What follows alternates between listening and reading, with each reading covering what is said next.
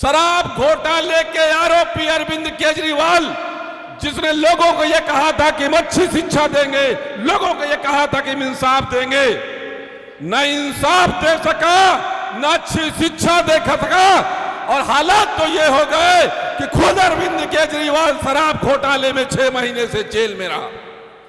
न सिर्फ अरविंद केजरीवाल बल्कि अरविंद केजरीवाल के 16 विधायक जेल का सफर करके लौटे हैं। वो सरकार आपको इंसाफ क्या दे सकेगी और ईमानदारी क्या दे सकेगी? ऐसी बेईमान सरकार न सिर्फ मुसलमानों के लिए सरदर्द है बल्कि हिंदुओं के लिए सरदर्द है, समाज के हर इंसान के लिए सरदर्द है। और इस सरकार को जहां आपको मौका मिले सबक दिलाने का वक्त आ गया है।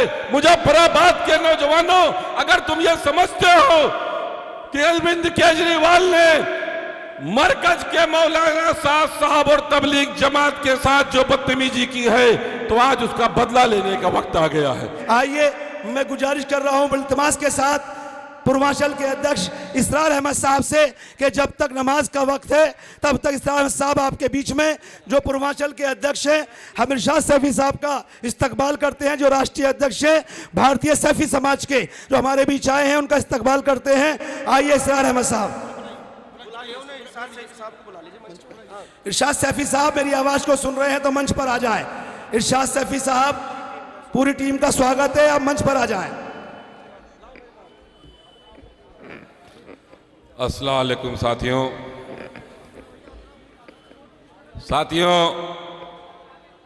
ये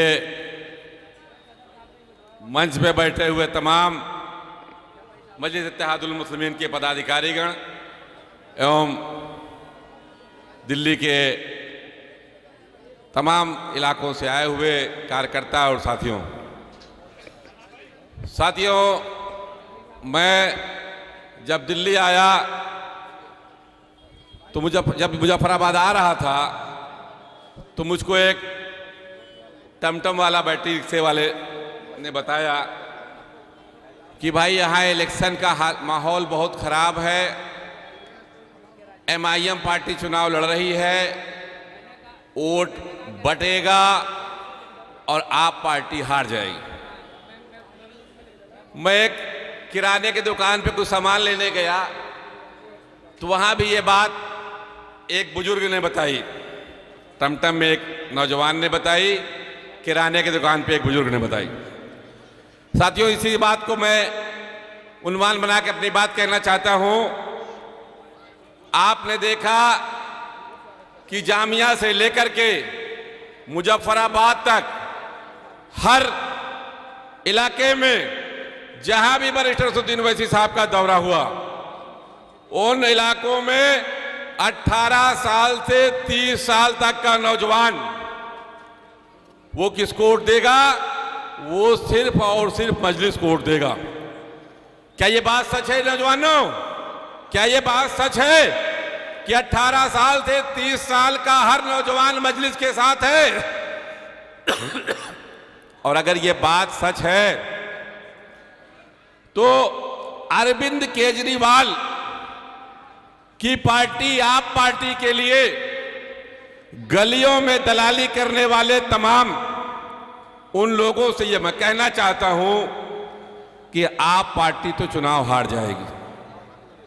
बड़े अफसोस के साथ कहना पड़ रहा है कि आप पार्टी अब चुनाव हार जाएगी, आप उसको जिता नहीं पाओगे।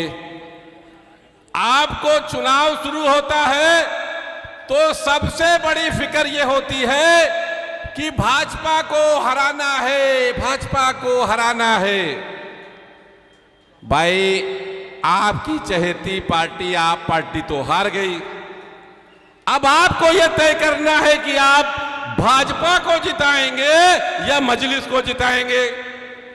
जो लोग ये समझते हैं कि हमको भाजपा को रोकना है, उनके पास ओखला में भी और मुजफ्फराबाद में भी एक विकल्प है, वो वाहिद मजलिस इत्तेहादुल मुस्लिमीन है। अगर आप मजलिस इत्तेहादुल मुस्लिमीन के साथ नहीं हैं तो आप ये समझ ले कि भाजपा जीत रही।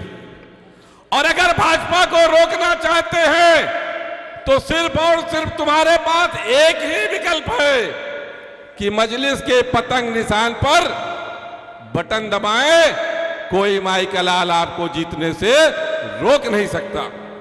मुजफ्फराबाद में भी आपकी आबादी 55% से ज्यादा है और ओखला में भी आपकी आबादी 55% के ज्यादा है। लेकिन जब चुनाव नजदीक आता है तो हमारे सियासी दलाल, जो भी आदमी ये बात कह रहा हो कि भाजपा जीत जाएगी, ऐसा न करो, भाजपा जीत जाएगी, उसका हुलिया देखो, उसका इतिहास देखो। वो किसी न किसी सियासी जमात से, चाहे थाने की दलाली करता होगा, चाहे सियासी जमात की दलाली करता होगा, वो अपने पेट के लिए आपको बरगला रहा है कि अगर आप मजलिस को वोट दोगे तो भाजपा जीत जाएगी। साथियों, अब ये उन लोगों को मैं कहना चाहता हूं, खास करके दलाल समाज के लोगों को कहना चाहता हूं कि तुम्हारी आप पार्टी हार गई है। अब यह तय करो कि तुम भाजपा को जिताओगे कि मजलिस को जिताओगे। मजलिस की लड़ाई आपके हक और हुकूक और इख्तियार की लड़ाई है, आपको इज्जत बख्शने की लड़ाई है। बताओ, शराब घोटाले के आरोपी अरविंद केजरीवाल, जिसने लोगों को यह कहा था कि हम अच्छी शिक्षा देंगे, लोगों को यह कहा था कि हम इंसाफ देंगे, न इंसाफ दे सका, न अच्छी शिक्षा दे सका, और हालात तो ये हो गए कि खुद अरविंद केजरीवाल शराब घोटाले में 6 महीने से जेल में रहा। न सिर्फ अरविंद केजरीवाल बल्कि अरविंद केजरीवाल के 16 विधायक जेल का सफर करके लौटे हैं। वो सरकार आपको इंसाफ क्या दे सकेगी और ईमानदारी क्या दे सकेगी? ऐसी बेईमान सरकार न सिर्फ मुसलमानों के लिए सरदर्द है बल्कि हिंदुओं के लिए सरदर्द है, समाज के हर इंसान के लिए सरदर्द है। और इस सरकार को जहां आपको मौका मिले सबक दिलाने का वक्त आ गया है। मुजफ्फराबाद के नौजवानों, अगर तुम ये समझते हो कि अरविंद केजरीवाल ने मरकज के मौलाना साहब और तबलीग जमात के साथ जो बदतमीजी की है, तो आज उसका बदला लेने का वक्त आ गया है। अगर ये तुम समझते हो कि ये अरविंद केजरीवाल की सरकार, जिसने दिल्ली में दंगे कराते समय, दिल्ली में समय दंगे हो रहे थे, उस समय गांधी जी की कब्र पे जाकर बैठा था, उसकी जिम्मेदारी थी दंगों को रोकना। जहां दंगे हो रहे थे उस इलाके में उसको जाकर खड़ा होना चाहिए था, बजाय अपनी जिम्मेदारी निभाने के वो जाकर के गांधी की मजार पे बैठा था। ऐसे नाकारा, नाअहल और नाकाबिल मुख्यमंत्री को दोबारा आप दिल्ली की कुर्सी पर किसी भी कीमत पर मत बैठने देना। आज अरविंद केजरीवाल अगर दिल्ली की कुर्सी पर बैठा है तो दिल्ली के मुसलमानों तुम्हारे वोटों की खैरात के दम पर बैठा है। लोग बताते हैं कि भाजपा आ जाएगी। 10 साल से दिल्ली में भाजपा है और मैं उत्तर प्रदेश से आता हूं। 10 साल से उत्तर प्रदेश में भी भाजपा है। आपका कोई बाल भी बांका कर सका? नहीं कर सका।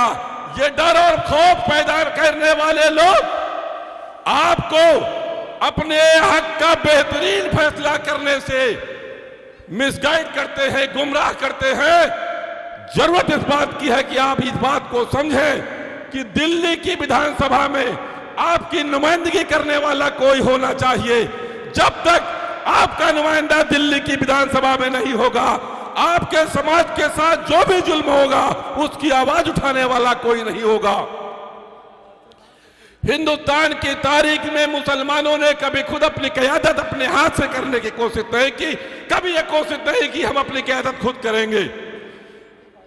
कांग्रेस के दौर में मौलाना अबुल कलाम आजाद से लेकर के गुलाम नबी आजाद तक एक बड़ी फेहरिस्त रही जो कांग्रेस के साथ मुसलमानों को बतौर गुलाम के इस्तेमाल करती रही। यही हाल कांग्रेस की सरकार जाने के बाद उत्तर प्रदेश में एक मुसलमानों की जमात रही जो उन सेकुलर पार्टियों की वकालत करती रही, जो आपके वोटों की एक मुस्तलाली करते रहे और आपके पीठ पे खंजर भोंकते रहे। जब तक आप अपने रहनुमा, अपनी सियासी कायद नहीं खड़ा करोगे, अपनी आवाज उठाने वाला नहीं खड़ा करोगे, दिल्ली की असेंबली में आपकी आवाज नहीं होगी, तब तक आपके ऊपर हो रहे जुल्म होते रहेंगे। चाहे अरविंद केजरीवाल आए, चाहे शीला दीक्षित आए, चाहे भाजपा आए, चाहे जो पार्टी आएगी, आपके मसले खत्म होने वाले नहीं है। आपने कांग्रेस को हटाया था, अपना दल को लाया था, अपना दल आने के बाद आपकी समस्या तय तो नहीं हुई।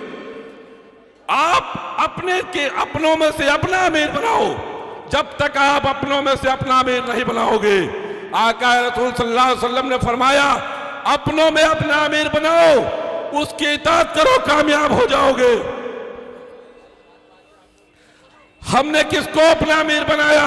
हमने अरविंद केजरीवाल को अपना अमीर बनाया, हमने सोनिया गांधी को अपना अमीर बनाया, हमने मायावती को अपना अमीर बनाया, हमने अखिलेश यादव को अपना अमीर बनाया। क्या आपने सही रास्ता चुना? अगर आपका हिकमत अमली गलत थी, तो अगर आपकी हिकमत अमली गलत है, तो कामयाबी आपके मुकद्दर से दूर भागेगी, कभी कामयाब नहीं हो सकते। अपने में से अपना अमीर बनाओ, इंशाअल्लाह कामयाब होगे। पूरी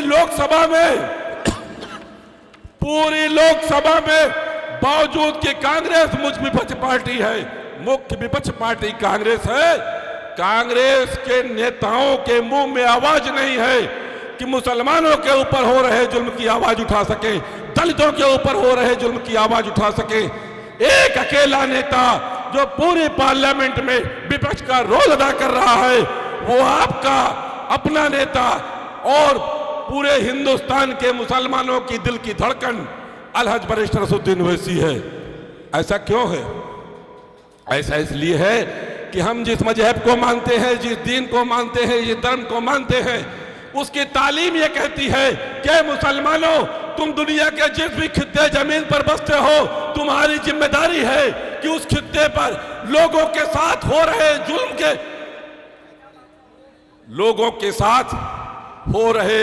जुल्म के खिलाफ खड़े हो, उनको इंसाफ दिलाने के लिए। मजलिस इत्तेहादुल मुस्लिमीन पहले दिन से, जब से मजलिस इत्तेहादुल मुस्लिमीन बनी है, तब से आज तक जुल्म के खिलाफ लड़ाई लड़ रही है। तमाम सियासी जमातों पर करप्शन के चार्ज लगे, बदनवानी के चार्ज लगे, मजलिस इत्तेहादुल मुस्लिमीन में आज तक किसी तरह का कोई